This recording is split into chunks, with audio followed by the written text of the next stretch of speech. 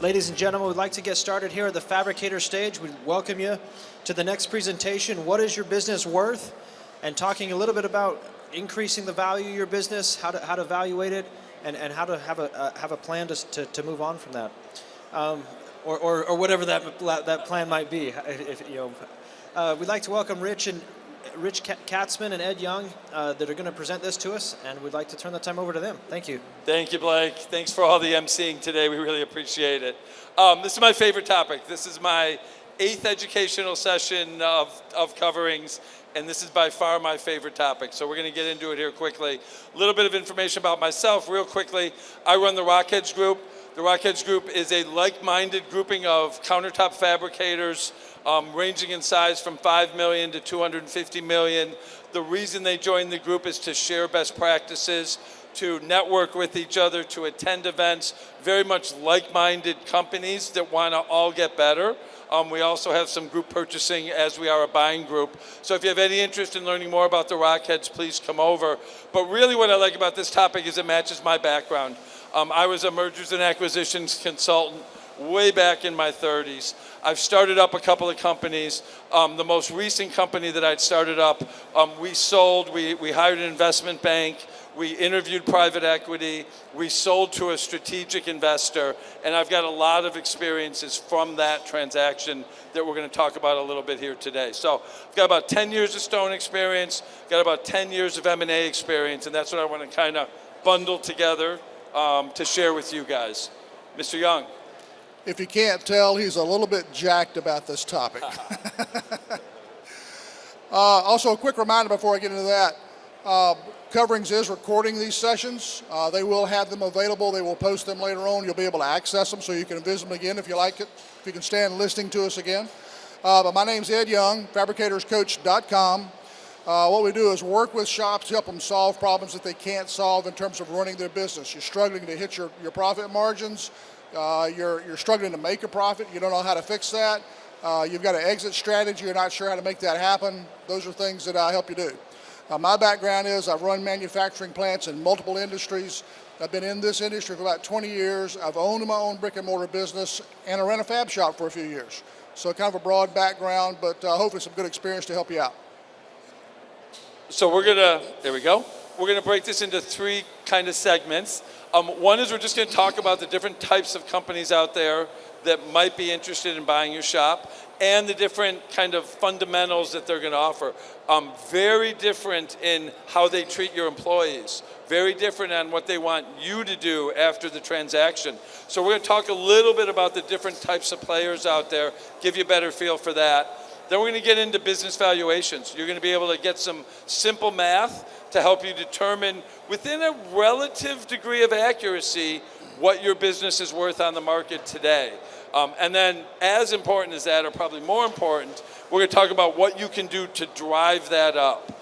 And so when we gave this presentation yesterday, there were 2 very large shops in the audience that are very active in buying other shops. So as we were talking, they were validating what we were saying. They were changing some things. So there's a couple of things in these slides that I'm going to modify slightly because of real-time feedback from shops that are out there right now buying other shops. All right, let's get into valuations. And there's many ways that an investor, another company, another person can value your business. In the stone industry, it's virtually all one that's used, and it's called an EBITDA multiple, right? Various ways to do it. Our guys all tend to work with EBITDA multiples. EBITDA is just a fancy long word for net profit, right? It's how much money is your company generating year to year? And essentially the long extra letters are basically getting rid of the weird things that don't really affect how much profit, how profitable your business is. So the way a company would look at you is it would say, show me your EBITDA, show me your profit, and then I'm going to apply a multiple to that. Could be a 5 multiple, right? So I'm going to take your profit, I'm going to multiply it times 5, that's what I'm going to offer you. So there's 2 strategies here to get more for your business. One is obviously to drive up your EBITDA, right? Get your profit higher, you'll be able to sell for more. But another opportunity is to drive up your multiple, because there are pretty broad ranges of multiples that somebody could offer you for your business. And we're going to talk about both. Anything else? You've got this one covered very well, Rich. Great job. Let's just talk quickly about the 4 different types of companies that may want to purchase your company. Private equity, everybody's heard private equity. Professional investors, they generally look for companies that are a little larger than the companies in our industry.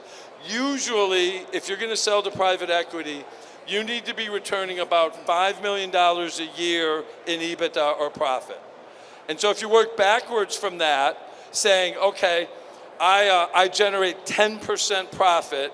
If you're generating $5 million, that means you're a $50 million company. That's very large for our industry. So there's not a lot of private equity in our industry buying at that level. But, and this is a big but, private equity has already come into our industry and started taking holds in different areas. So they've already bought that large company that is their anchor. Now they're looking at bundling on other smaller companies to make that company successful. When private equity does that, now they're looking at companies that are only I don't want to say only, but are down generating $1 million in EBITDA. So now all of a sudden that brings a lot of companies our size into the market for private equity. The next segment is a strategic partner, right? That could be a building supply company, cabinet manufacturers. There's a large company called Patrick Industries out of Fort Wayne, Indiana, that does mobile. They're the largest mobile home manufacturer in the country. They decided they were tired of buying countertops, so they started buying countertop companies to supply their mobile homes, right? So there's some strategic guys out there that could be very interested in what you're doing. Next one down is a local guy, right? You may have a fabricator 40 miles away that wants to grow into your area, right? Or you may have a regional fabricator. Maybe they're in 2, 3, 4 states, and now they're kind of coming your way too. That we're seeing a lot of that right now. There's companies like Flowform out of the Northwest, companies like Cutting Edge out of the Ohio area that are annually buying companies now and growing their territories. So that's another key active buyer in our industry. And you might think that all of these buyers that are competitors, that are going in and buying competitors, are large companies.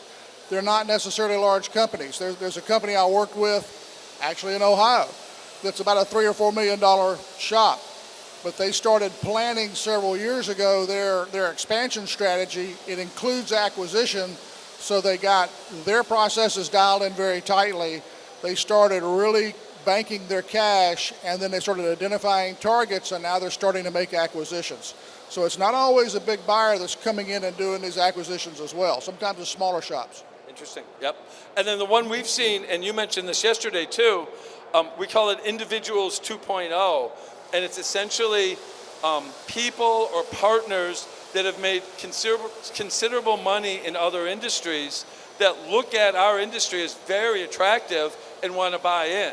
And so there's a lot of those individuals. We probably have 4 Rockheads in the last couple of years. That's how they joined the Rockheads. They knew nothing about countertops, but they knew somebody, or they knew somebody who knew somebody, and for whatever reason, the industry looked really interesting to them, and so they bought a shop. Now they don't know how to run it. I mean, they're smart guys, but they don't necessarily know how to run it. And my favorite version of that story is, you know, the guy who has countertops put in his house, and he says, gee, that's not hard to do. I think I want to buy a shop. And then all of a sudden they're yelling, help, and they call me or they call Rich. All right, so, and then I've got a quick slide here. Just something to keep in mind. Private equity, we love private equity. They got tons of money. They make a lot of people rich. Their goal is to buy a company and flip it in 5 years. And so what they do is everything is about profit. Everything is about quarterly profit. So your culture will instantly change if purchased by private equity. We see it all over the place.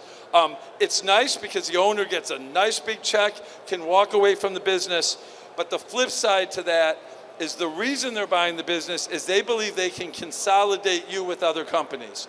So where they're going to now take your finance department, your marketing department, and those people are probably going to lose their jobs, right? So just be careful. You know, go in with eyes wide open if you start talking to a private equity group. Uh-oh, I could probably do this blindfolded. I'm sure he could. To expand on that, if you have a culture, a family culture, and you like that culture, and when you sell your business, you want that to continue, private equity is not going to be your best customer to buy that business. I've worked for private equity companies as an employee, and I've had clients who are private equity companies. They won't spend a dime if they can't get $1 in return. A business owner will look at their business and look at the climate and make a strategic decision to spend money even though they haven't justified the return on that money because they know intuitively from experience it's the right thing to do. Private equity will not do it without documentation, without structure, without advanced planning. Totally different way to run a business. People who survive well in your culture that you've built, most of them will not survive well in a private equity culture. So if you care a lot about your people, I'm not saying private equity is bad. I'm saying that if that's a major value for you as a shop owner, just keep that in mind. All right, let's talk about the other side, right? So we talked a little bit about net profit. At the end, we're going to talk about some ideas of how to drive up your net profit. We did have a benchmarking seminar that talked a lot about that, but let's talk about the multiplier, right? So let's go back to the scenario where, let's say you're a $5 million shop, just easy math for me, and you're generating $1 million a year in profit, right? So you just had a great year, you dropped $1 million to the bottom line. What does that mean? Well, across all industries, somebody would multiply that number from something as low as 3, so you now get a check for $3 million, up to as high as 20. If you're a high-tech company, if you're a medical device company, some financial services companies can actually get 20 times their EBITDA because that's what the market dictates for them. So back to our 1 million, in manufacturing, that range is a little tighter. It's generally 4 to 6, right? So right in that range you can expect for your business. What we've seen in our industry right now is that numbers drip down a little bit. So we're seeing deals out there where good, solid shops are getting offered 3 times multipliers, and that's about as low as it's been probably the last 20 years. And the reason is, with money being so expensive, the professional investors and other investors are really having trouble getting cheap money to buy companies. And so they've pulled back on their investment. Everybody knows, right, or everybody hopes inflation's going to come down, Fed's going to lower rates. But right now is not the right time to sell your business. Multiples, I don't want to call them historic lows, but they're very much on the low side. So I would have said 2 years ago, you could have expected a 5 multiple. I'd say this year you could expect a 3. And that's a big difference, right? So we're going to talk about how you prepare to sell your business. So now's a better time to be preparing it, not putting it out on the market. Really, the people that are selling now they're forced to sell. And again, that's what's driving lower multiples. Yeah, you've got that scenario, plus you've got this, you know, the graying and the aging out of the baby boomers who tend to own a lot of businesses, so there's a lot of supply of businesses for sale. So you got a little bit of competition there. The cost of money is a factor, as Rich mentioned. But then also, too, I've run into situations where you've got a buyer, an individual who wants to buy ABC Countertop Shop, and the lender that the buyer selected to work with, because they've got history, that lender said, oh, this is a countertop fab shop, our multiple's automatically a 3. Regardless. So there's that factor to be aware of. Don't get surprised if something like that pops up in your situation. Yeah, it's rough out there right now. All right, so this next slide is really important, and what I like about it is, again, I mentioned Flowform. The owner of Flowform sat here yesterday, wanted this presentation because he said this is exactly what he looks for. So we got some good validation there. Size does matter. I'm just going to go through them quickly. Size does matter. The larger you are, the less risky you are. The longer you've been in business, the less risky you are. So diversifying your customers is another big factor in reducing the risk. These are all things that drive that multiple from 3 to 4 to 5 to 6, right? So larger size companies generally start to move to the right side of the multiple range, where the smaller companies stay on the left. Next to your size, it's management team. And it's your ability to leave the business, because you are probably going to leave the business, and your management team filling in. Nobody out there acquiring companies wants to replace an entire management team. That's not what they're in the business of doing. They know you're probably leaving, that's why you're selling. Maybe it's a year down the road, maybe it's 2 years down the road, but you've got to have a team in place that can take over for you when you're gone. And if you think about small companies versus large companies, one of the reasons a larger company has less risk to a buyer is they've got that good management team. When you look at the average size shop in this industry being somewhere in that $3 to $5 million a year in sales range, a lot of shops get to that level, they stagnate. They can't get beyond that. And it's because the owner either won't delegate or can't delegate, or maybe they don't have a strong enough management team they can delegate to, and things will actually get done well, so they can't grow. And so when a buyer comes in and looks at that type of shop, that means the owner is like that tall pole in the tent. You pull the pole out, the tent collapses. You know, a good test for you as a shop owner, if you want to find out if you've got your processes and procedures dialed in strongly enough to support a good multiple, go take a week's vacation. Go sit on an island somewhere on a beach and drink funny little drinks with umbrellas in them. Leave your phone at home, turn off your computer and don't open it. Will your business survive? Will it be successful with you not being there for a week? It's a really good acid test for, are you prepared for something like this? Can you be pulled out of your business? And is somebody willing to buy that from you? Yeah. And related to this, and I know we're overemphasizing it, but it's worth it. The other large company that was here yesterday, their number one priority was written, documented procedures, because that essentially does the same thing, right? If you've got procedures that everybody's trained on, that everybody's following, the owner can go to the beach for a week or for 2 weeks or slowly work himself out. Yep. So you've got to have written, up-to-date procedures. Next on our list is clean financials. Right? 3 years is the first thing you're going to be asked for, is send me your books for the last 3 years. You need to clean them up. If you've got a spouse's salary on there, if you've got a boat you're using, right? Those types of things all need to come off the balance sheet, all need to come off the P&L, hopefully 3 years before you start getting serious about selling. Absolutely 3 years, and I keep running into so many shops where, you know, owners are entrepreneurs. A lot of you are serial entrepreneurs. You've got the fab shop going, you've got some apartment, some housing rental property, you may have other projects going on, and you've got all those expenses and all that revenue in your P&L. What we mean by cleaning it up is if you want to sell the fab shop, you gotta get the other stuff out and let the numbers for the fab shop stand on their own, and you gotta have had those clean for 3 years. Going back and trying to clean them up in arrears is really difficult, and it's going to make a buyer automatically a little uncertain about your data. Yeah, no, I love it. I love it. I always forget about that too, and I love that point. Next on our list is diversification. So there's a couple of different ways you can do this. One of the rule of thumbs is you should not have any customer that's greater than 20% of your business. So if you have a large builder and he's putting in 40, 50% of your business, a potential acquirer is going to be scared to death of that, right? That one guy goes away, or maybe his relationship is with the owner, and that's what makes him go away. Now they just paid for a business twice as big as what it is. So you've got to make sure that all of your customers, none of them are dominating your business too much. And materials too. Someone looking is going to be interested if you're also doing porcelain.